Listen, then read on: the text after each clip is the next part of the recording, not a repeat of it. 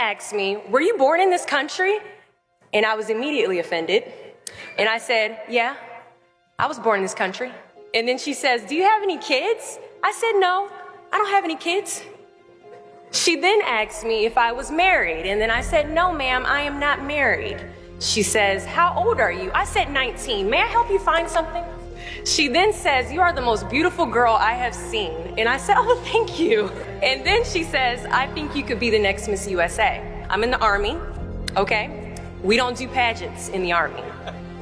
She then asked me to meet her at Starbucks the very next day before my next shift at Target.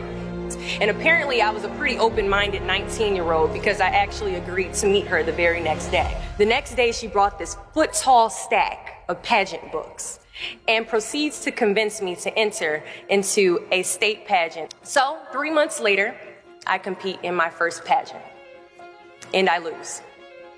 I go back the second year, compete in the state pageant. I lose. Go back the third year, compete in the state pageant and lose.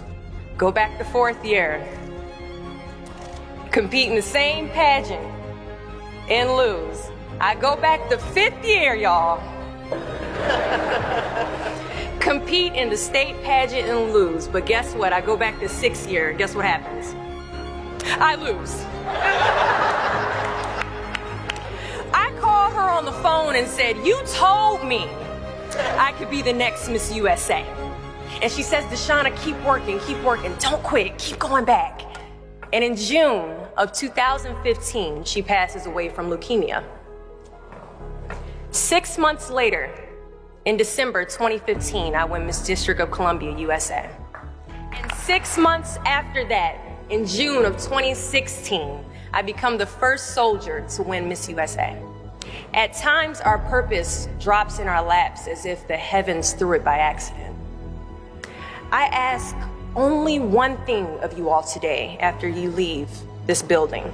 Do not fear failure, but please be terrified of regret.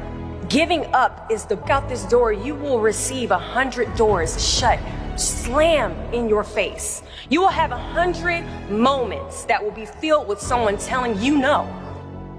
Or telling you, thank you for your application, but we regret to inform you that we've chosen a different candidate for this job. You will sit in 100 different interviews and you will not get the job.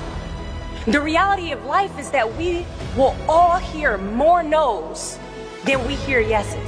And we will fail a lot, and I mean a whole lot. But what I ask of you today is to not take no for an answer. Don't be afraid of no's. Be afraid of the possibility of a yes that you have prematurely destroyed